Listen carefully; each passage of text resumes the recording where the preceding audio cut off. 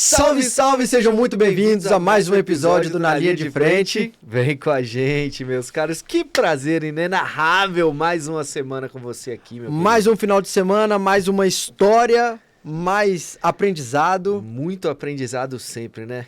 Eu já sei que vai ter aí umas quedas boas aí, vai ter uma historinha interessante. É, tem porrada no meio? Vai ter porrada no meio também, não tem jeito não. Que isso, mais um dia especial, a gente vai apresentar aqui nosso convidado, mas antes, né, meu querido, temos aqueles avisos, né? Nossos recadinhos paroquiais, para vocês que não conhecem o Na Linha de Frente, nós somos o único programa de empreendedorismo da capital federal semanal. Então, toda semana, sábado às 10 horas da manhã, aqui nas telas da Band, você tem um compromisso com Felipe Pataro e Dan Rocha, o vovô do marketing, falando muito sobre as empresas da nossa cidade.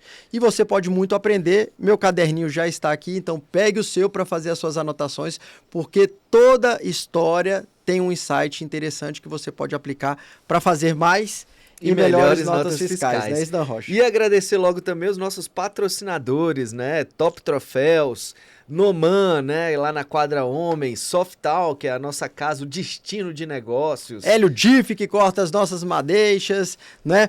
Talk Acessórios, que sempre está aqui junto com a gente, e o grupo todo, Ligue Mídia, Ligue Celular, que está aí divulgando os painéis de LED, né? Nos painéis de LED, LEDme, também agradecer os parceiros. E se você também se interessa em ser um parceiro do Na Linha de Frente, entre em contato aí por esse contato que vai aparecer em algum lugar dessa tela e a gente vai bater um papo. Falando de parceiro, só para finalizar aqui, posso fazer um agradecimento especial ao Leandro, lá do Dog do Bartô, meu filho. Eu tive recentemente lá no Inova e ele financiou o almoço. Tem que agradecer, né, velho? A gente tá nos painéis de LED dele também. Se quiser ver esse bate-papo com o Leandrinho, tem muito insight legal. Tá lá no episódio, algum episódio, eu não trás, sei. Aí. Já Antes são tantos. São mais 100. de 100 programas entre ao vivo e editado, mais ou menos uns 140, então você pode maratonar. Se já cansou do Netflix, ou da Prime Video, ou qualquer outro streaming, pode acompanhar o Na Linha de Frente. É isso aí. E todo sábado às 10 horas da manhã aqui nas telas da Band. Chega de enrolação e vamos, porque o nosso convidado tá aqui esperando, meu cara. É ansioso. Bate-papo nos bastidores aqui já foi longe. Peso pesado. Peso pesado. Deixa eu apresentar ele aqui então, beleza. Ó,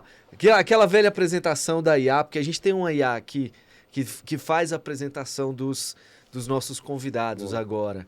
E aí, se a apresentação não for boa, Rafa, aí a culpa é dela. Entendi. Se tiver boa, é porque eu botei um temperinho em cima antes, tá?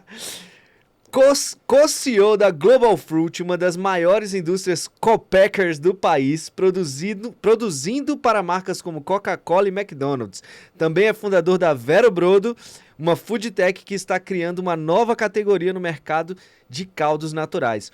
Com visão estratégica e uma forte herança empreendedora, ele lidera negócios que entregam performance com alma. Senhoras e senhores, Rafael Vaz, seja muito bem-vindo. Prazer poder estar aqui com vocês, bater esse papo aí. Deu certo a apresentação? Ô, rapaz, gostei. E fora que vocês estão bem alinhados, hein? Gostei do começo aí, ficou muito bacana. Então se ficou boa, a culpa é minha. Coisa boa.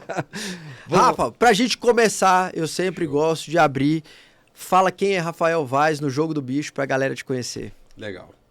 Bom, pessoal, sou o Rafael Vaz, sou casado com a Marcela, tenho 2 filhas, 2 princesas, a Laura e a Estela, 2 anos e meio e 6 meses. E sou apaixonado pela vida, tenho muitas paixões, entre uma delas é a gastronomia, então muito do que esse mundo que eu vivo hoje é nesse sentido, né? Sou um fã de tênis, torço pro São Paulo. Ixi, enfim. Inteligente, senhor. Tem muita coisa boa aí no meio do caminho, mas que a gente vem construindo aí no passo a passo, né? Maravilha. 6 meses não tá dormindo não, cara. Menininha de 6 meses. Eu lembro como é que é isso. Eu tenho 2 meninas também. 6 meses é difícil, não dá trabalho? Mas é gostoso. Mas é gostoso. Eu assim, tô muito feliz da sua participação aqui no programa. O nível dos entrevistados ele vai só aumentando, né? Quando a gente fala aumentando, não é desvalorizando os que já passaram, Exatamente. Mas níveis de faturamento, grandezas de empresa, tempo de história. E ver aqui um produto como esse, que é o Vero Brodo, que a gente vai bater um papo. Você encontra isso aqui no supermercado, nos atacadistas, e muitas vezes a gente não sabe que é uma empresa de Brasília, né? E eu acho que isso que é legal, a gente valorizar o empreendedorismo de Brasília. Eu tenho falado muito aqui no programa, Rafa, que a Brasília sempre foi muito vista como uma cidade do governo, né? Do serviço público. Só que eu acho que a bola da vez é o empreendedorismo. As pessoas estão começando a abrir a cabeça, a empresa a cidade ela está se industrializando ao redor dela, obviamente, né? Então é importante que as pessoas tenham esse conhecimento e comecem a valorizar a prata da casa. Exatamente. Né? Mas aí, conta um pouquinho como é que foi o início da sua trajetória, que a gente estava falando aqui nos bastidores, que eu acho que é bem legal da galera conhecer até ali. Até para contextualizar, né, a herança empreendedora, de onde veio esse negócio de ser empreendedor dentro da cidade. Show. Bom, eu nasci num berço que eu já existia a empresa, que é o Laboratório Sabin, né? Hoje são 2 sócias que fundaram, a Janete, que é minha mãe, e a Sandra. E as 2 começaram esse projeto já tem mais de 40 anos, né? Hoje eu tô com 37, faço 38 agora em agosto. E eu nasci dentro do laboratório, né? Então eu tive essa vivência. No passado não tinha computador, essas coisas. Era domingo, a gente saía da igreja, era a mãe indo lá assinar laudo, liberando exame.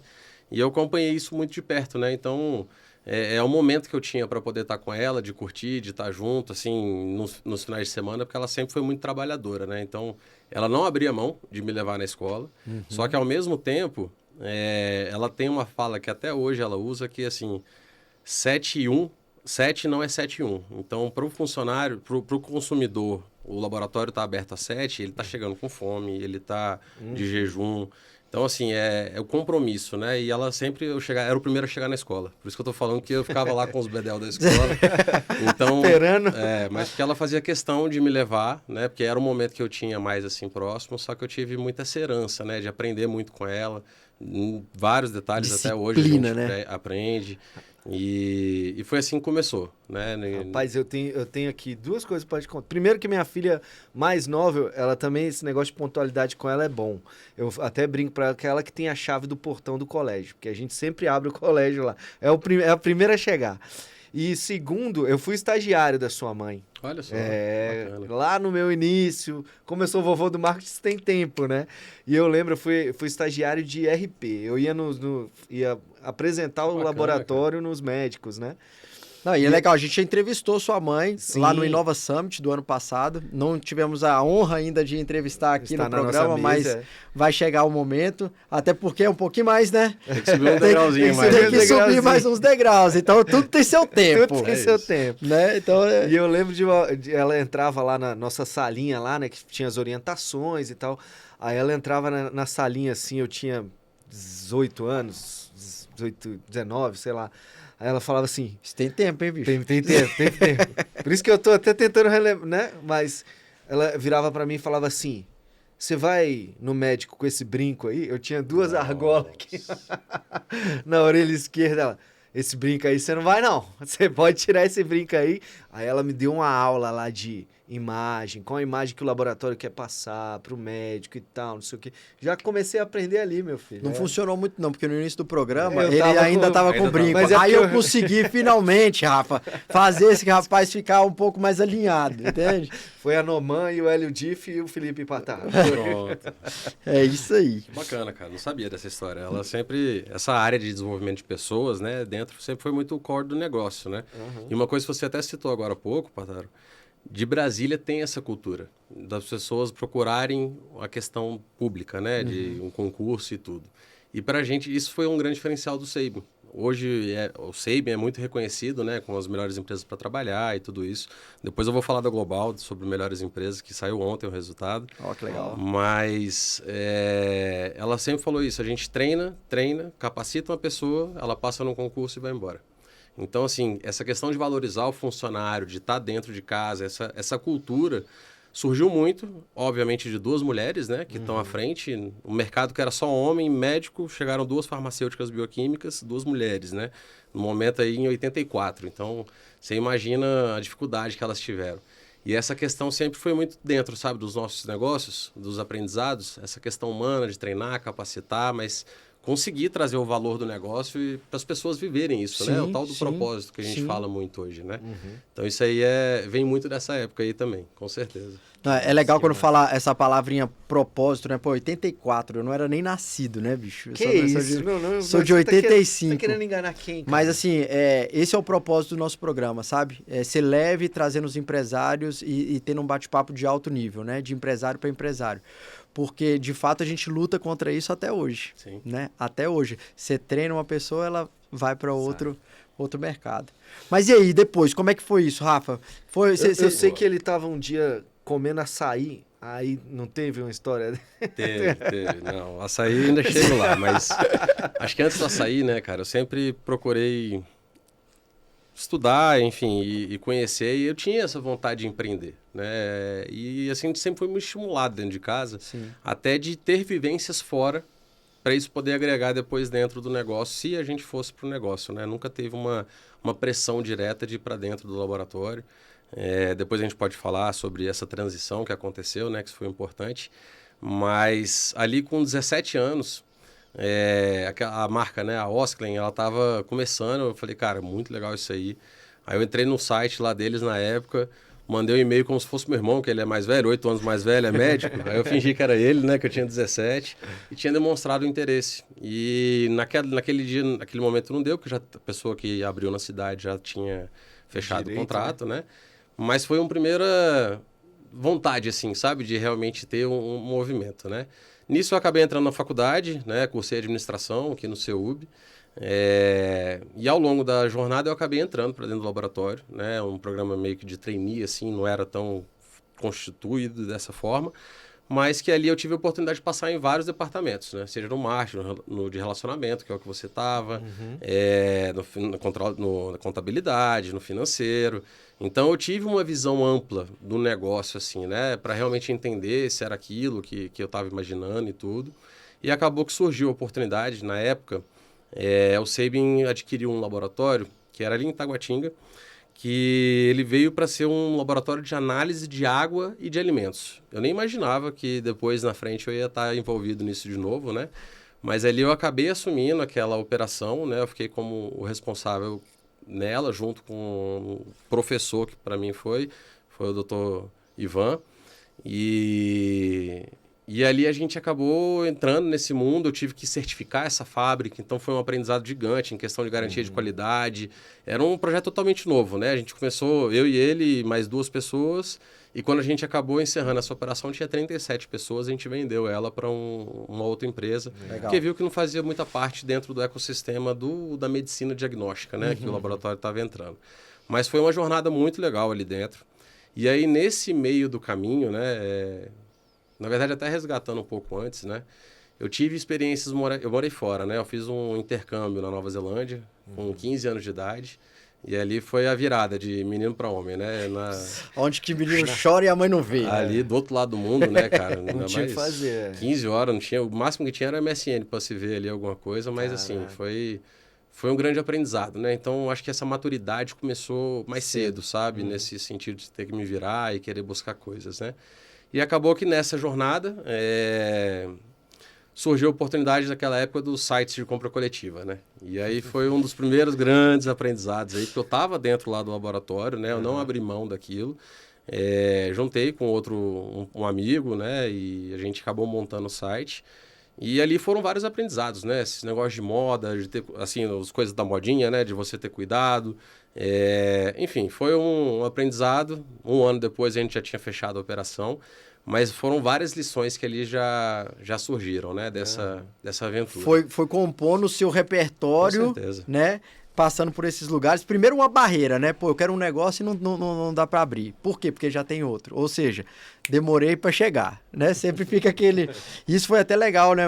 Eu falei sobre isso, que eu tentei trazer o MoMA, que é a sorveteria lá do Rio de Janeiro também. Porque o Rio, ele é muita referência para Brasília, né? Total. Inclusive, eu faço uma pergunta aqui que eu já fiz em outras oportunidades. Você acha que o brasiliense, ele se equipara muito mais a um paulista ou a um carioca? De comportamento. Vamos contextualizar, né? Não, vamos de contextualizar. tudo. Vamos contextualizar. A gente estava falando no contexto de, cara, quando a Business, gente vai negócio. montar um negócio, né? Você vai fazer uma análise do teu público, né? Para entender o comportamento do teu público de compra. E se você vai trazer algo novo para dentro da cidade, né? Mais ainda você tem que ter esse entendimento de com quem o seu público se parece, né? E aí a gente sempre trouxe, né? Essa discussão de, é mais um perfil carioca, que é aquele cara que é pé na areia, anda descalço, de bairro, de falar com todo mundo, ou é uma coisa mais São Paulo, de uma coisa mais fria, eu tô dentro do meu apartamento, não falo com o vizinho da porta da frente. Acho que hoje tá mais nesse caminho, né? São Paulo, né? Assim, se a gente for... Acho que teve muito essa... O que você falou faz total sentido, né? Essa questão do Rio, gera aquele desejo e tudo. Mas acho que teve muita mudança esses últimos tempos, né? Seja da geração nova que está vindo, que está nessa questão de tela, enfim, depois a gente pode falar dessa turma. Mas eu acredito que hoje São Paulo é uma referência para todo mundo, né? Então, de negócios, a cidade pujante nisso. E tem essa questão de ser mais fria, né? De realmente, se você for pegar quantas pessoas conhecem o vizinho, né? O que você falou. Elevador, quem é que entra e conversa às vezes, né? Tá ali, olha para a tela, olha para alguma coisa. Então, eu acredito mais nessa referência, olhando mais para São Paulo, sabe? Até porque... Aí, ó. Tá vendo? Não, eu confesso eu sou assim, time São Paulo, ele é time Rio de Janeiro. Não é que é time, é porque, assim, é legal a galera ter essa visão, porque para montar negócio, você tem que ter uma referência. Hoje, as duas referências, os dois maiores polos são Rio e São Paulo. Para mim, Rafael, o Rio tá muito bagunçado, né? Então, eu acho que isso aí... Eu não levo para mim como referência... Depois um pouco contra, né? Eu sou um pouco mais cético aí nisso aí, sabe? Mas eu pensando em varejo, olhando como um todo, no mercado como um todo, se você for ver quantas lojas cariocas e quantas lojas paulistas nós temos, né? Quais marcas, qual o estilo, o perfil, eu ainda acho que o brasiliense puxa muito ainda para um carioca. Até mesmo no shopping, vamos pegar um shopping que é uma referência onde todo mundo olha. Quantas lojas você tem no shopping cariocas? Farm, Osklen, Reserva, Oficina, tudo é mais esse estilo carioca. Sim. Você vê pouco, Gucci, Louis Vuitton, né? Você tem ali no Iguatemi, mas os demais você não tem. Então eu fico mais puxado para o Rio de Janeiro no ponto de vista de que o mercado se parece um pouco mais, ou tenta copiar, ou tenta ser um pouco mais carioca, sabe? Mas, obviamente, difícil. É um organismo vivo, né? E tá mudando. O que eu penso, tá? Assim, a gente quer o nosso lazer carioca, que é uma coisa mais diversão, espojada. As festas todas, né? As festas e tal. Mas o perfil da cidade está mudando cada vez mais para ser uma cidade de empreendedorismo, de inovação. A gente acompanha algumas discussões de tecnologia dentro da cidade que está cada vez mais forte. A gente está... todo ano sai evento novo que fala sobre inovação, tecnologia. Entrevistamos aqui o Brasil Global Summit, né? O Rodrigo, já passaram por aqui o Inova Summit, o pessoal do Awake Summit, que também é muito bom aquele pessoal. Quem é que faz o Awake Summit? O Awake Summit, quem faz? Dan Rocha e Lipataro. Esses dois aí. Então, assim, a gente, nesse ponto, a gente se assemelha muito para tentar trazer para o centro do país, né, mais conhecimento, mais essa discussão do empreendedorismo. Tem muita gente falando sobre empreendedorismo na cidade, não semanalmente como a gente, mas, assim, em rodas, né? O programa é o único semanal, para não deixar o slogan dele de início aqui quebrar. Mas a gente tá nessa tendência de transformar a cidade numa cidade também pujante igual São Paulo, que respira empreendedorismo, né? Concordo. Massa. E aí, venda coletiva, quebrou, vendeu a primeira. Foi. Aqui é assim, Rafa, a gente vai e aí o negócio é... Boa. Não, aí teve essa experiência, né, cara? E ali foram as primeiras experiências, né? De dar a cara a tapa, de estar ali, de sempre estar envolvido. E ali foi um aprendizado, né? Acabei terminando a faculdade e nisso eu comecei a pensar os próximos passos. Cheguei a trabalhar 1 ano e meio no mercado financeiro, no Citi, ali em corretora e mais numa questão própria mesmo, que eu sempre gostei de estudar sobre isso. E aí chegou um momento que eu estava entendendo onde que ia acontecer e o que ia dar o próximo passo, né? Eu estava estudando, né? Eu cheguei a mudar para os Estados Unidos, eu fiquei lá 1 ano e meio estudando, que eu ia fazer um mestrado, eu estava aplicando nas universidades, a ideia era fazer um mestrado de finanças voltado para a área de saúde, né? Muito por causa do laboratório e tudo isso. E foi naquele momento ali que acabou que teve uma mudança dentro do laboratório, né? Assim, que a gente fala, o laboratório cresceu mais rápido que os filhos, vamos colocar dessa forma, né? E ali acabou que... Era um outro filho, pô. As duas, bem isso. As duas sócias tomaram a decisão de profissionalizar, de dar o próximo passo, de governança e tudo isso, e montar uma diretoria, um conselho da empresa.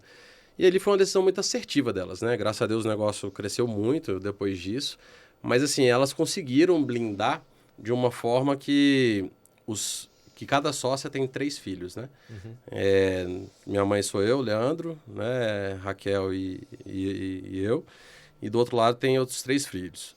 E nenhum deles estavam diretamente dentro da operação, né? A Raquel trabalhou muito tempo dentro e tudo isso, mas não num cargo de, assim, né? Os filhos não estavam num cargo de direção e etc. E ali acabou que elas tomaram essa decisão de profissionalizar o negócio, trouxeram uma executiva, né? Que era de dentro de casa, né? Elas fizeram uma seletiva lá, interna, 6 meses, para conseguir passar esse bastão, até decidirem qual que seria, que foi a doutora Lídia, né? Que hoje está à frente do laboratório.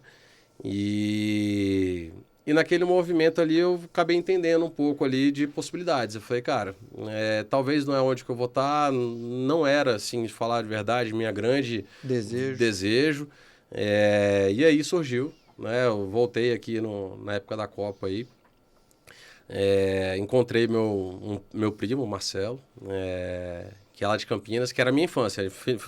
É o único primo que eu tenho, assim, da minha idade. E aí era aquelas férias de final de ano, era 2 meses lá, ele vinha pra cá no outro ano, 2 meses, era aquelas coisas... Bom demais, né, isso? Bom demais, a gente cresceu junto, né? E ele falou, Rafa, eu tava nos Estados Unidos, né? Eu tava morando lá, eu vim pra Copa, né? Aí ele falou, Rafa, você já deu uma olhada, né? Ele me chamou, eu quero conversar com você de um negócio. Eu falei, vamos lá.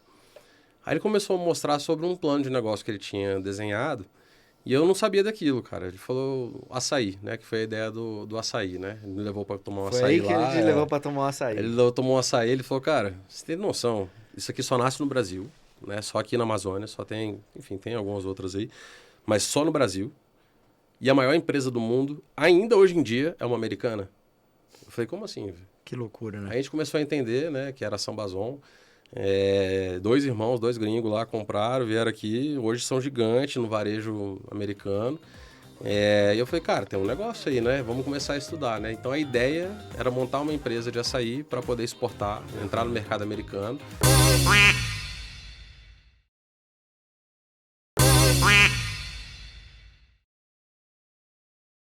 E acabou que ali a gente montou essa empresa que era Native Berries, que a gente chama. E a gente nunca quis ficar preso somente ao açaí, né? Foi uma marca que a gente montou.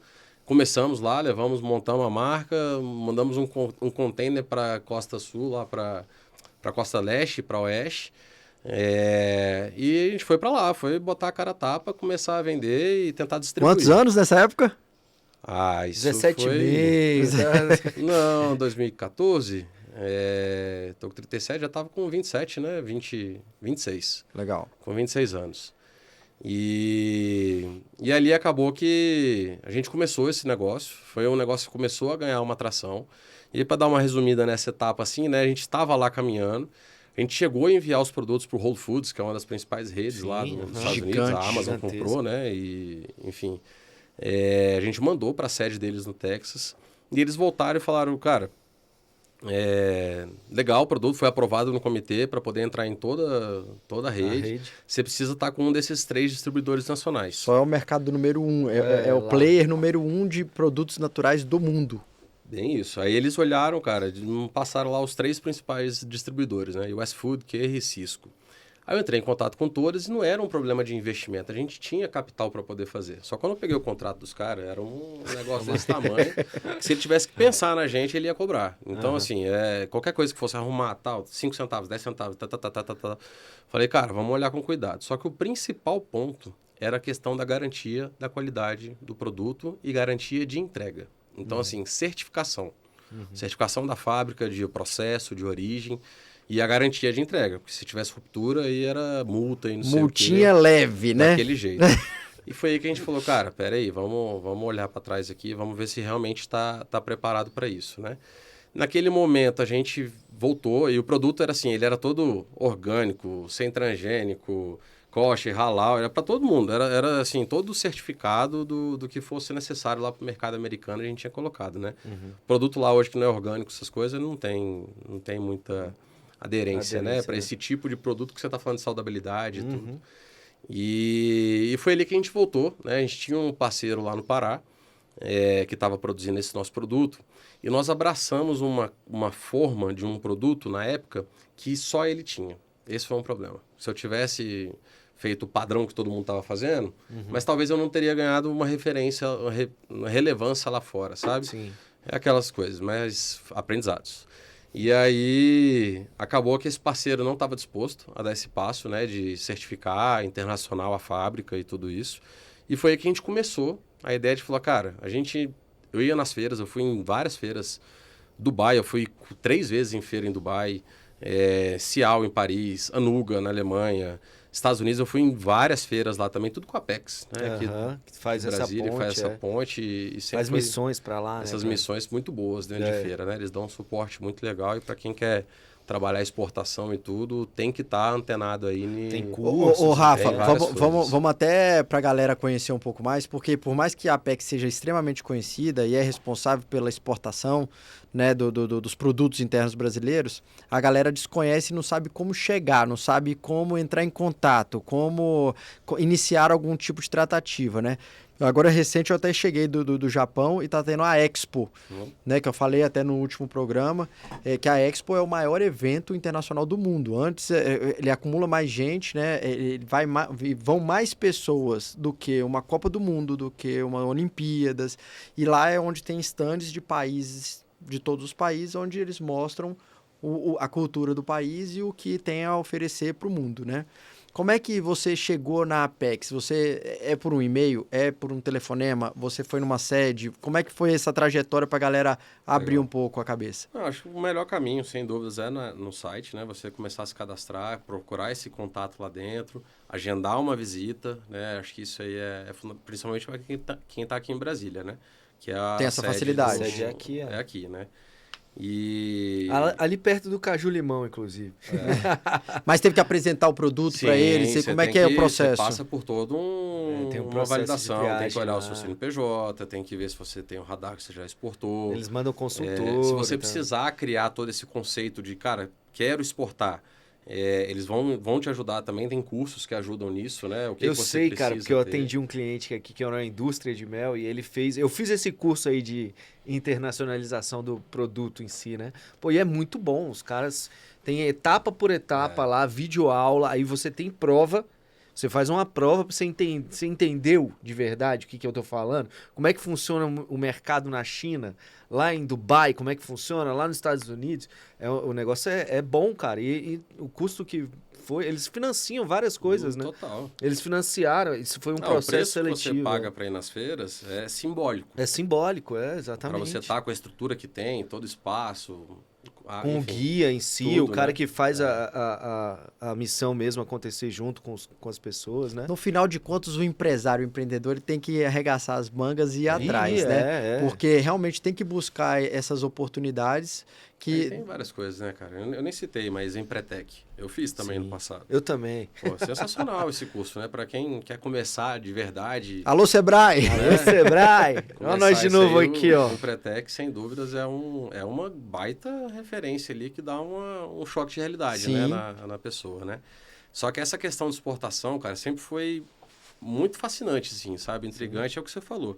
Cada país é um tipo de negociação, como que você lida, questão do respeito, do toque, do posicionamento. Então, tem muita coisa que você vai aprendendo. E a maior verdade é que o tal do jeitinho brasileiro não dá certo, né? Você tem que ser bom na lábia, de conversar, de ter negociação, mas ser correto, ser direito, ser transparente, eu acho que qualquer negócio, né? Sim. Então, a gente leva meio que isso para a vida. E ali, naquele movimento, né, cara, a gente começou a analisar, voltamos ali no parceiro, e a gente já estava procurando por causa das feiras. Eu citei isso das feiras porque nas feiras abriu muito leque de possibilidade. Não estava só no varejo. Aí chegava a indústria querendo comprar matéria-prima, tal tipo de produto, tal tipo de formato. Por isso que a gente nunca ficou preso somente ao açaí, uma monocultura, né? E foi ali que a gente começou a enxergar, falou, cara, essa fábrica não vai dar, a gente tem que ter uma produção que é nossa. No Pará, muito difícil. É um país, um estado que eu, cara, sou fascinado. A gastronomia de lá não tem nem o que falar, é incrível. A cultura de lá também é muito gostosa. Eu fui muito por causa do açaí, a gente tinha um escritório lá. Só que é um lugar muito complexo nessa questão de trabalho, né? Você ter uma mão de obra qualificada. E o açaí, bicho, é uma pirataria o negócio. Porque, cara, é no Rio, é ribeirinho, é transportando dinheiro. Hoje tá mais já os Pix, né? Mas, assim, é pirataria real, porque é dinheiro vivo no negócio, né? Então, é complicado você lidar com aquilo. Se você não estiver lá, você não for lá, você não é de lá, vai apanhar muito, vai perder muito dinheiro no meio do caminho, né? Sim. E acabou que a gente entendeu ali, a gente começou a procurar fábricas, a gente não achou nenhuma que realmente adequava ao que a gente queria. E foi aí que a gente começou a fazer essa busca e apareceu a Global Fruit, né? A Global Fruit é uma indústria que ela já existe desde 2002. Ela está na Zona da Mata Mineira, fica ali do lado de Viçosa, do doce de leite, né? Legal. E ela surgiu ali porque tem uma manga da região que é a mangubá, que ela naturalmente ela já é mais doce do que as tradicionais que a gente tem. A Palmer, Tommy, elas têm 12 brix, né? Que é o percentual de açúcar. Essa ubá, ela chega até 21, 19 a 21, então ela é muito doce. E é um produtaço, que só tem lá porque ela é nativa, assim, da região, né? E aí acabou que essa fábrica surgiu, muito com essa ideia de processar fruta, né, e exportar. A gente chegou em 2018, em 2017 eu fui visitar essa fábrica, e o que foi curioso? Eu fui lá para ver de açaí, né? E a única coisa que não tinha nada lá Era açaí. era de sorvete, de açaí, não tinha nada disso, né? Que era uma fábrica de processar suco mesmo, de processar fruta e envasar os sucos, né? E nessa trajetória, nós somos a terceira gestão que está à frente, né? Teve a do seu Maurício, que quem montou essa fábrica, é uma lenda aí do segmento. Em seguida, veio o pessoal da Global Bev, né? Que montou, que deu expandiu essa capacidade da fábrica. Hoje a fábrica, ela tem... São 110 mil metros quadrados de terreno, são quase 30 mil metros de terrenos de galpão, né, que a gente tem construído. E ali tem uma série de linhas de envase de bebidas, né? Linhas de Tetra Pak, linha de lata, de pouches, de bag-in-box, que depois a gente pode falar de cada um desse aí mais específico. Mas ali eu fui visitar e não tinha nada de sorvete, né? Eu falei, cara... Porém, é uma fábrica que estava desativada, tinha 3 anos. Tô vendo oportunidade aqui. E essa vivência fora, que você falou de mercado, de saudabilidade, na verdade, uma coisa que é muito forte, mundo, Europa e Estados Unidos, é o tal da história de marca própria. As redes terem a marca própria. Sim. Isso começa a chegar no Brasil, né? Para você ter uma ideia de mercado, hoje, no mercado europeu como um todo, União Europeia, 31% das marcas do consumo é em marca própria, dos varejos. Enquanto no Brasil hoje isso é 2%. Não, e é muito legal você falar isso, porque a gente até já comentou em algum programa, não lembro, que é o white label, né? Isso, então, você tem um produto que atende diversas empresas, mas aí... Só muda a embalagem. Só muda a embalagem, o white label. É isso, né? E isso lá fora é gigante e você fala, cara, isso vai chegar aqui, né? E tá chegando, né? Cada dia a gente vê mais produtos aparecendo, né? De marca própria. Drogarias, supermercados, as próprias marcas de produtos naturais. Eu acho que entra até um outro modelo de negócio que a gente pode falar também, que é o asset light, né? Que são empresas que não querem ter um investimento de uma indústria. Ela foca no que é o negócio dela, que é marca. Você ter marca, você tem, cara, um mundo de investimento que você tem que fazer, né? Em marketing, time, em logística, em comercial, venda, trade, enfim, tem todo esse mundo aí que você tem que fazer. Então, não ter uma indústria é uma vantagem competitiva, né, para muita gente, né? E aquilo, é melhor você ser bom no que você faz do que tentar fazer tudo e não fazer bem feito nada, né? Então, assim, quando a gente olhou a oportunidade da Global, ela estava desativada, tinha 3 anos, e a gente assumiu numa condição excelente, né, de compra, só que eu tive um desafio absurdo, né, de aprender...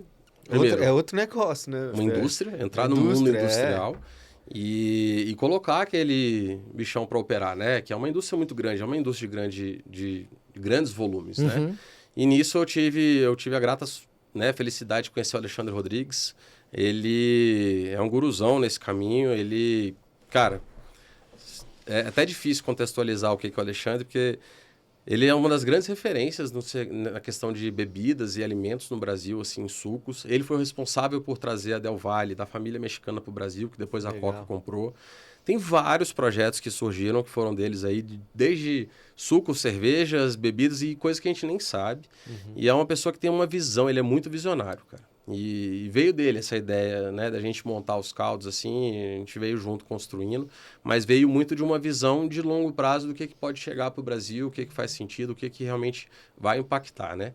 E ele já, enfim, já viveu indústria há muito tempo, foi ele que me apresentou a indústria, né? Ele acabou entrando de sócio com a gente, e ali a gente começou a assumir, né? Esse primeiro ano estava só eu, ele e o time lá da fábrica. Nós temos o prédio administrativo, e na época não tinha quase ninguém, né, de funcionário.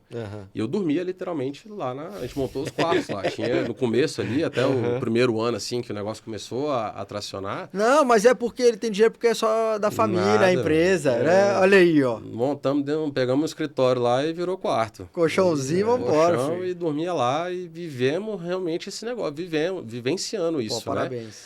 E aí era uma fábrica, cara, como são equipamentos muito tecnológicos, a gente teve que fazer uma revitalização violenta desse equipamento, né? Todas as borrachas, todos os tubos, teve que trocar tudo, né? Apesar de ser equipamentos aço, mas 3 anos parados. Sim, tem as Então, coisas que Não, e tudo muito seca, específico, tudo- né? Então, e- assim, você não tem uma mão de obra muito qualificada para esse tipo de material, né? Cara, Atenção. então, na região isso é uma vantagem. Eles Hoje, tinham. se for falar Visconde do Rio Branco, que é o nome da nossa cidade, hoje é um dos maiores polos do Brasil de sucos do Brasil. Então, a Tial tá lá, o que é uma ecossistema da... já se prepara para isso. A né? Tial tá lá, que hoje é uma das principais marcas, né? Tá com vários projetos aí no mercado.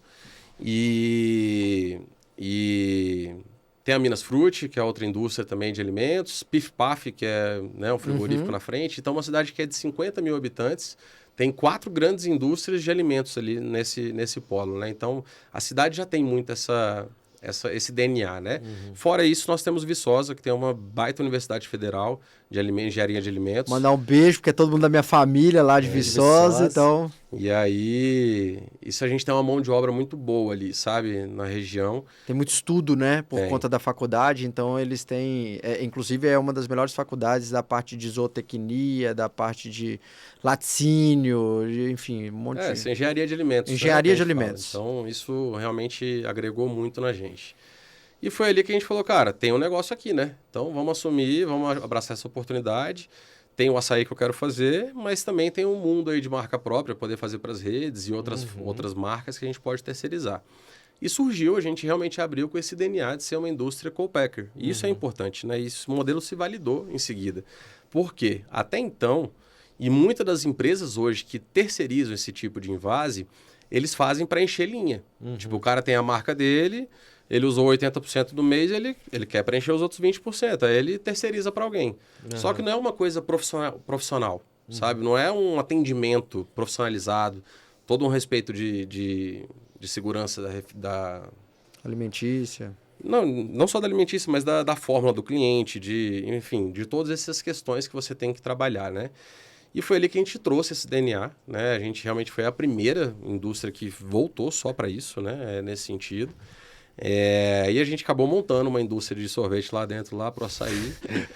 E aí foi, cara... O foi açaí bacana. Mas tinha vai que ter sair. que ter o açaí aqui. Montei lá irmão. uma indústria de açaí, meu amigo. E aí foi bacana, a gente começou. Nisso, estava continuando lá fora as negociações. A gente não deu o passo do Whole Foods naquele momento. E a gente falou, cara, vamos olhar para o Brasil então, já que a gente vai ter que fazer esse movimento de fábrica. E foi que a gente abriu aqui do Brasil a marca. A gente abriu no Oba, foi a primeira rede. Curiosamente, a Vero Brot também, a primeira rede que a gente abriu foi o Oba. E foi muito legal, cara. A gente conseguiu mudar o mercado aqui do Brasil. Antigamente era só a Frutti, até então, de marca relevante. Trouxemos lá um SKU, que era 4 barrinhas de 100 gramas dentro. Depois o mercado teve que trazer também. Posicionamos esse produto do Carrefour, Pão de Açúcar. A gente conseguiu trazer uma questão nacional. E nessa trajetória do açaí com a nossa fábrica, nós chegamos a ser a principal marca de açaí nos Emirados Árabes por quase 2 anos. Né? Enquanto a gente estava ali nessa jornada ali. A gente estava em todos os mercados lá, em todos os varejos, pegamos um distribuidor violento lá. Então a gente estava tendo uma demanda muito legal ali no Oriente, né? Oriente Médio ali. E a gente conseguiu trabalhar legal esse mercado. Enquanto você está falando, Rafa, hoje também é um outro problema no mercado, de qualquer segmento, de qualquer pessoa, é a dor do crescimento. Pô, você, além da dor do crescimento, você ainda teve um problema externo que era o tal da pandemia. Então, você tinha ali as oportunidades, uma empresa te puxando, uma oportunidade de virar um gigante nacional, mas você tinha que botar dinheiro. O pequenininho também sofre dessa mesma dor, porque ele vê que tá um negocinho redondo, aumentando o faturamento dele ali, mas ele sabe que se ele crescer um pouquinho o time para atender mais, ele não vai ter o dinheiro para pagar esse time todo. Ele sabe que ele tem que crescer, mas ele não consegue arcar com o custo de ocupação de mais uma loja. Sim. Enfim, são várias despesas e vários custos. O que eu quero trazer? Assim, tu diante dessa experiência toda, tanto da família quanto a sua, o que você tem para falar para a galera, né? Assim, acompanha o crescimento da empresa, investe, arrisca, calcula, obviamente, né? Tudo, mas qual é o momento certo para fazer essa movimentação? Cara, assim, eu entendo, hoje eu consigo entender muitas pessoas que estão, você esteve lá no Japão, né, e você vê que a pessoa está contente com aquilo, né, com o negócio dela, ela não quer crescer, às vezes o crescimento, ele gera muita coisa, né, você abdica de tempo de família, você, pessoalmente, né, saúde, né, Desgaste. A gente sabe o estresse que é, né, você ter que lidar com pessoas, com tudo, e principalmente quando as coisas não estão indo bem, aí, meu amigo, é difícil, né? E a gente teve muito tempo na fábrica que foi muito difícil, né? Que o negócio não tava caminhando. E você fala, cara, e aí? O que eu vou fazer, né? Então, assim, eu acho que a pessoa tem que ter muito cuidado em entender qual o objetivo e sonho dela. Se realmente for uma questão de, cara, quero crescer, quero dar um próximo passo, aí tem que botar a cara a tapa, não tem jeito, né? Arregaçar as mangas, realmente ir no mercado, fazer acontecer, mas preparar uma estrutura por trás. Não adianta você crescer se não estiver preparado para o crescimento. Esse eu acho que é o maior problema nesse risco, é você quero crescer, mas você não está com uma estrutura preparada, você não tem um time que está estruturado. Você não tem um processo. Você não tem o processo, então eu acho que é muito nisso, né? No nosso caso, a gente fez a retaguarda, eu garanti a certificação, eu tinha uma equipe qualificada, eu tinha um monte de coisa aqui para trás que hoje me dá uma força para eu poder desenvolver uma série de projetos que a gente vai falar aqui. Uhum. Mas assim, hoje eu tenho a nossa indústria, ela é uma plataforma para negócios acontecerem, perfeito, sabe? Então eu acho que é muito nessa linha. Cara, eu acho até, inclusive, que vai no que você falou, né? Cara, será que você quer aquilo mesmo? Né, de ter o entendimento de qual que é o teu propósito, de realmente você estar disposto a assumir todo o que vem junto com o crescimento. Tem um ônus, né? E eu vou quebrar um protocolo aqui do nosso programa, porque aqui dentro da Morte da Vaca Roxa, que é o livro que eu lancei há 3 meses atrás já agora, né? Tem um capítulo aqui que chama O Canto do Aconchego, que é o café do seu João. E eu tô te dando de presente já obrigado. O meu livro. Gostei. Quero que você leia esse capítulo que ele fala justamente sobre isso, cara. Ele conta uma historinha mesmo dessa luta dele de saber se ele cresce, se ele não cresce, se ele vai na modinha das tendências, né? Então já fica aí o meu presente. Não, e assim, mas eu acho que o aprendizado que fica, Rafa, quando você coloca tudo isso aí, que tem que ter todo esse olhar, né? Ver, muitas vezes as pessoas se preocupam apenas com o investimento, com a grana, né?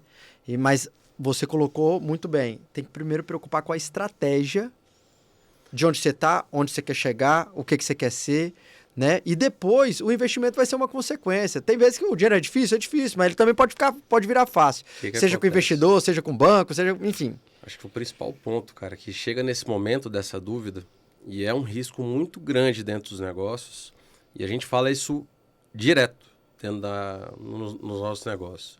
O excesso de oportunidade. Que às vezes a pessoa fala, cara, mas é a oportunidade que saiu a loja que eu quero naquele lugar. Será que você está preparado por trás e tudo isso? Então, assim, tem que ter cuidado. Esse excesso de oportunidade, vem essas coisas, o que é tendência, o que é modinha, é um negócio que realmente vai perpetuar, qual o prazo disso? É porque a oportunidade é sedutora, né? Às vezes, perigosa. Né? Mas você fica aí porque não estamos falando de excesso de oportunidade, mas sim a oportunidade de você conhecer um pouco mais desse desfecho da história aqui do Rafa Vaz e da Vero Brodo. Vero Brodo, vamos falar de Vero Brodo, próximo bloco? Ah, com certeza. É só o tempo do Patinho fazer o quê? Quá.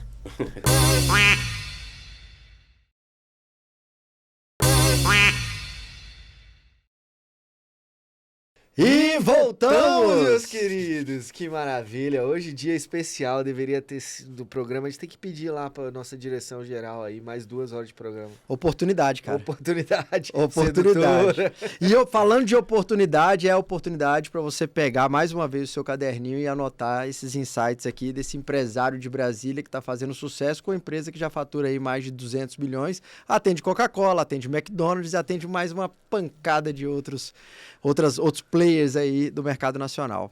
Afinal de contas, se você não pegou seu caderninho até agora, meu filho, é porque deve estar batendo a fome, né? E quando bateu fome, onde é que a gente vai? Vamos sair daqui, vamos lá para Fogo de Chão, agradecer esse apoiador do programa aí também, né? Que só tá aumentando, graças a Deus. Graças a Deus só vem aumentando os patrocinadores. Depois lá, nós vamos ter que estender esse bate-papo Vamos. na Fogo de Chão para continuar, que eu boa. quero aprender um pouquinho mais. Eu tô vendo que dessa enciclopédia aí ainda tem muita coisa. Vai tirar. Vamos lá, Rafa. Vamos chegar na Vero Brodo, né? Como é que surgiu a ideia? Eu achei o nome instigante, curioso, Vero. Por isso que eu te perguntei antes, como é que fala, cara? Porque Legal.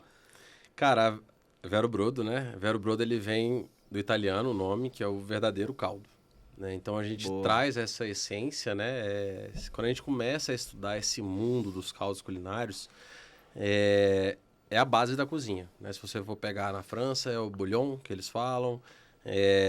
Qualquer chefe de cozinha, o principal ponto, a aula número 1 dele é a base da cozinha, que é o caldo.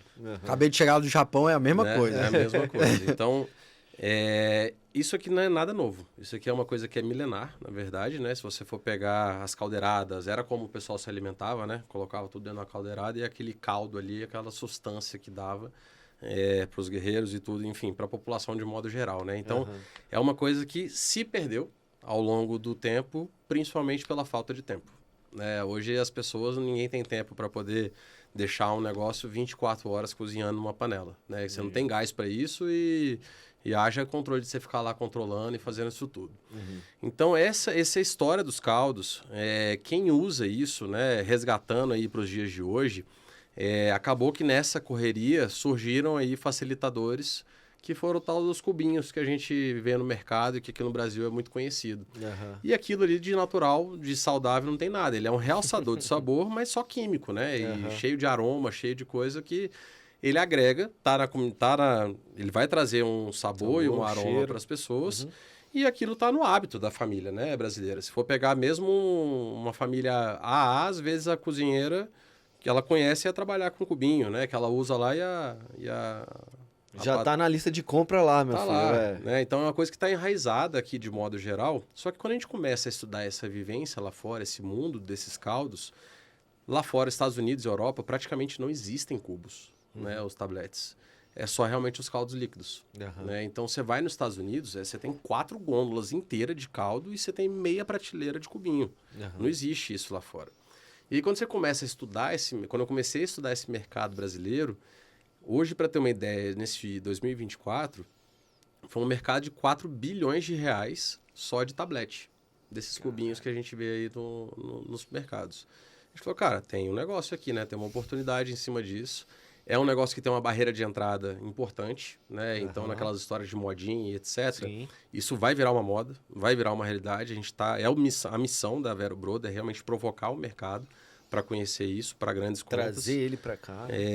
Fazer o consumidor começar a conhecer. E quem conhece, meu amigo, não tem jeito não. Depois que você usa, você não consegue mais fazer um risoto sem um caldo desse, ou fazer um arroz, enfim, algum prato que você queira fazer, você traz outro sabor aqui nesse nível de praticidade que a gente está oferecendo. E é legal a atenção que o empresário, o empreendedor tem que ter em uma viagem no mercado local, no concorrente, enfim, em tudo, porque isso daí veio de você perceber que não tinham os tabletes, que tinham os caldos, e você chegar aqui e falar, pô, mas lá eu tomava um caldo e aqui eu não tenho caldo, cara. Cara, eu já usava isso, né? E você fala, cara, como que isso não tem lá, né? E aí...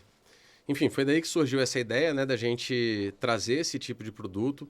É uma cozinha industrial que nós temos, é uma outra fábrica nossa que está no Paraná, né? A gente pegou essa fábrica e lá realmente são é uma cozinha industrial, é panela de 5.000 litros que vai 1.500 quilos de pé de frango, ossada, é de verdade. Tudo que está aí dentro é 100% natural, né, que a gente coloca. Essa questão da caixinha da Tetra Pak, isso é uma mítica que cada vez está se quebrando, né, porque... na verdade, a tecnologia que tem aqui dentro de conseguir preservar é o que fez o leite ser o que é hoje, né? De você ter um leite disponível. Então, o problema é o que as empresas colocam dentro. Você não precisa colocar nada de conservante aqui. O processo dela, ele esteriliza, ele pasteuriza. Então, você consegue preservar esse produto por 18 meses dentro dessa caixinha, sem nenhum problema, enfim, né, da parte nutricional desse produto. Então, tem muita tecnologia, você não precisa botar conservante. A gente falou, cara... é um negócio que, de novo, a gente não quer ficar nicho, então vamos ter muito cuidado com o preço. E quando a gente começa a estudar as possibilidades, o Brasil é um dos maiores produtores de carne de tudo quanto é bicho, de tudo, exato. Né? Legal. A maior empresa do mundo é brasileira, né? Não tem nem que questionar sobre isso. E aqui a gente tem grandes oportunidades. De novo, pensando em exportação. Hoje, inclusive, saiu aqui o primeiro pedido. O primeiro país que a gente começou a vender foi o Paraguai. Olha aí. Então, várias conversas acontecendo, mas hoje aconteceu agora há pouco, essa informação chegou. Que a gente foi registrado, já teve o registro lá na... Isso aí são na as Anvisa e energias tudo. Na linha de frente para você. Eu acredito. E aí a gente, enfim, tem toda essa visão internacional, que depois a gente pode falar, né? De poder levar esse tipo de produto. Mas quando a gente começou a estudar o mercado, a gente falou, cara, como é que a gente vai conseguir colocar isso aqui de uma forma que as pessoas entendam? Acessível. E aí veio um desafio enorme que a gente assumiu com a Vero Brodo, que foi criar uma categoria nova no Brasil. Você criar uma categoria é um desafio tremendo, porque você tem que ensinar o consumidor, você tem que ensinar o lojista, você tem que ensinar aonde que vai colocar esse seu produto na gôndola. E isso é um aprendizado que, cara, demora às vezes, só que a gente conseguiu encurtar muito aqui essa curva e está sendo muito estratégico. Um detalhe besta, assim, que eu posso citar, o que começou a acontecer? A gente começou a colocar nas redes, nos mercados, o pessoal caldo, foi lá, botou do lado dos tabletes. Sim. Só que quem vai comprar um tablete, o cara não está pensando numa coisa que ele vai fazer. Ali, Aí ele vai ver um produto que está custando 18, 19 reais na gôndola, um litro desse, e ele vai ver um tabletinho que custa 3, 4 reais. Ele não vai fazer uma conta que... ele não vai entender o para que é isso. A gente fez o teste, e pegando experiência lá de fora, né, dos Estados Unidos e tudo isso, fica ao lado das passatas. A passata está quase o mesmo preço, 18, 19 reais. A pessoa vai comprar, ela já está pensando em algum molho, algum creme. Onde a gente fez esses testes, e isso validou para a gente, para todas as outras redes que a gente está levando, vendeu mais de 5 vezes do que estava vendendo. Olha, legal. Então, assim, é o salto de você entender essa imagem do shopper e tudo isso que acontece dentro de um varejo, né? Mas o que você falou aquilo lá, Patara, e hoje é a minha maior diversão, assim, quando eu viajo para fora, é visitar supermercados. Eu visito prateleira, eu visito gôndola, né? A gente entra é um mercadinho, eu entro, eu quero ver o que está acontecendo, como que isso é apresentado. Sim. Então, acho que vem muitos aprendizados dali. Mas voltando... E o quão é importante esse estudo e esse teste rápido, né? A técnica do growth, testa rápido, erra rápido, corrige rápido, cresce rápido, né? Do lance de você colocar no lugar certo. Às vezes você pode ter o melhor produto, o produto certo, e talvez ele não performaria e ele ia sumir, porque você ia ver que não ia ter mercado. O simples fato de posicionar um produto da forma correta, de acordo com precificação, de acordo com o olhar do cliente, de acordo com o comportamento de compra, meu cara. Exato. Eu ia dar o exemplo se não me engano, foi o Walmart que fez lá, puxou as compras de sexta-feira à noite, e aí ele viu que as pessoas que compravam cerveja também compravam fraldas. Não viu isso? Já. E aí, o que ele fez? Botou as fraldas do lado da cerveja. O que ele entendeu? Que os pais... A mãe mandava o pai comprar a fralda. Ele sabe muito bem isso, ele sabe muito bem isso. Comprava a cervejinha pra assistir o jogo da Super Bowl lá em casa bonitinho. Mas ele foi lá comprar a fralda e comprou a cervejinha dele. Aumentou 10 vezes o número de venda de cerveja e fralda também. Impressionante, né? Esses detalhes, você tá antenado o que está acontecendo, é muito importante, né? Exato. Não, e você até falou, né, que o Vero Brodo, ele chega ao ponto de como é um alimento e como gera sustância, que também é tido até como um suco, né? As pessoas bebem o próprio caldo muitas vezes, né? O que acontece? Suco, assim, na verdade, é mais como um chá, né? Um caldo mesmo, de fato, né? Nessa construção de categoria, a gente falou, cara, vamos já definir o que é essa categoria, porque a gente sabe que vai vir concorrentes e vão estar vindo no mercado. Então, eles vão ter que se adequar aonde que é cada categoria. E nisso a gente lançou essa família de produtos, né? Hoje tem outros SKUs, eu nem trouxe todos aqui. Esse que você pegou é o Bone Broth. O que muda entre eles de uma forma bem simples aqui, né? O que muda muito entre eles é o tempo de cozimento. Por exemplo, esses aqui chegam a ficar 4 horas cozinhando. Vai tudo aqui, vai carne, muda um pouco a forma de cada um deles para adequar ali no paladar e tudo.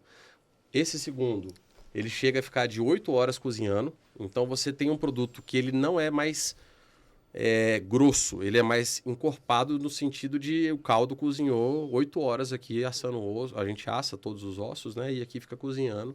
Esse produto lá, 8 horas, você extrai mais nutriente, mais sabor. É um produto que é para você poder fazer, de novo, um molho, um risoto, fazer uma coisa diferente. Isso aqui cai muito bem. Esse aqui para o dia a dia cara, você pegar uma mandioca, em vez de água, você usar o caldo. A gente fala muito isso, você mudar a questão da água para o caldo. Traz outro sabor para o produto. Sim, né? O arroz que faz aqui fica um sabor incrível. E aí o que é tendência no mundo, que é o que está na modinha aí, que todo mundo conhece, que já nos Estados Unidos e tudo, é o Bone Broth, que são esses pequenos. Esses aqui ficam 24 horas cozinhando. Então você tem aqui uma alta quantidade de proteína, de colágeno, que é tudo que está em alta, né? A gente só vê proteína hoje no mercado, né? Tudo que está acontecendo, esse mercado de proteínas. E aqui surge aí a Dana White, fez lá, perdeu, sei lá, 10 quilos fazendo 3 dias de refeição com isso aqui. Então, quando você começa a olhar, você tem uma questão aqui que ela ela substitui uma refeição, se você quiser, porque ela sacia. Aqui você tem gordura, você tem coisas que saciam. E ela não quebra um jejum intermitente. Então, legal. assim, de modo geral, as pessoas estão buscando muito ela pelo benefício e a gente até posicionou, né? Essas duas famílias aqui é muito numa linha culinária e essa aqui a gente até coloca uma xícara porque é muito a forma da pessoa consumir às vezes, sabe? Como se fosse um café, um chá. Ela tá tomando um caldo, né? Isso pode Rafa, tomar outros horários. esse pequenininho aqui, então, que é essa linha... Aí você não quer entrar no shape? Eu já vou perguntar aqui, isso aí me interessa, Esse é o pô. esquema. Aí eu tomo um desse daí por refeição, eu tomo um desse daí no dia. Então, aí vai do seu acompanhamento, né? Acho que eu, particularmente, eu tomo quase todos os dias. Então, às vezes, o meu jantar, muitas vezes, é esse. A minha irmã, ela não almoça, ela toma um caldo.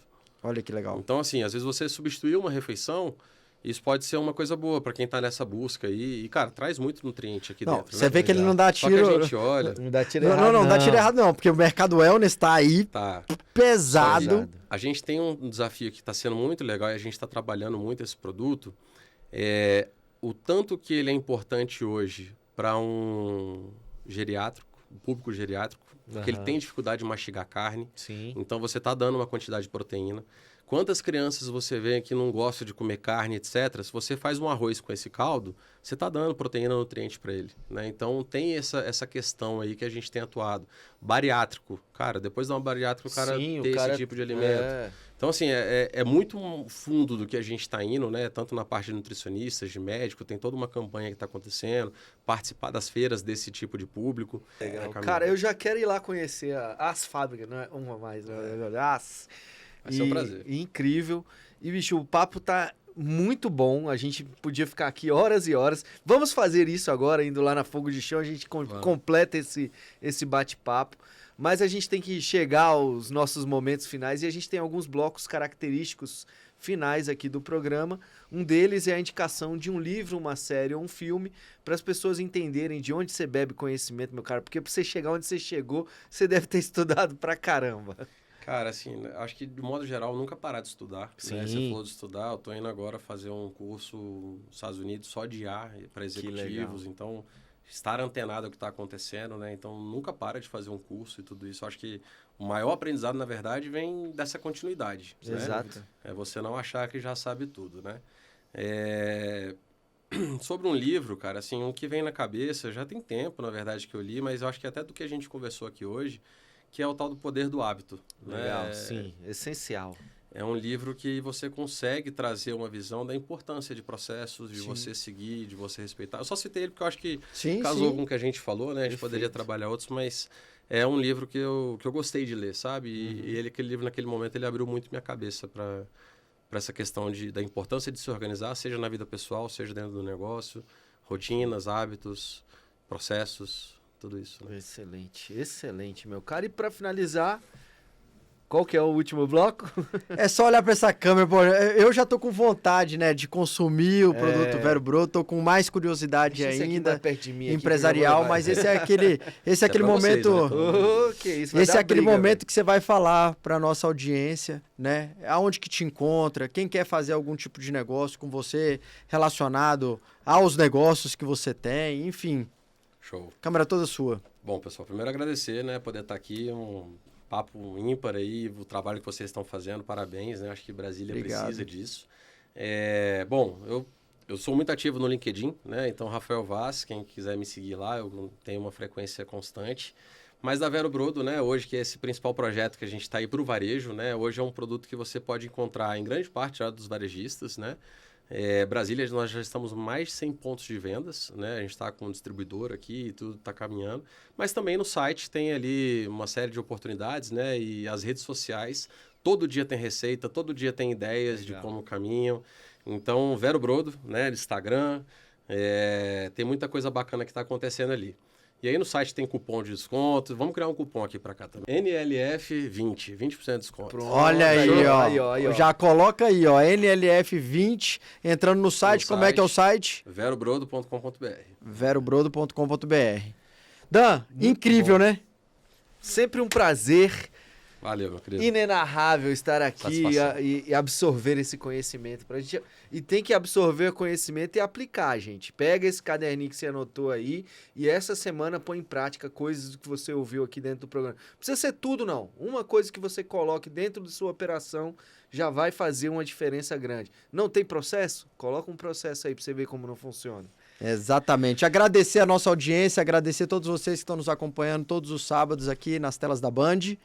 Muito obrigado, Dan Rocha. É isso aí. E acompanhe, então inscreve no canal lá, não deixe de acompanhar a gente lá. Exatamente. Na linha de frente, NLF Podcast, em todos os canais de streaming. YouTube, Spotify, Deezer, Apple Music, até Alexa, se você pedir. Ela toca, ela faz a maratona lá pra você. Ela toca. Então, se inscreve lá, dá o like, compartilha com a galera e acompanha a gente todo sábado aqui.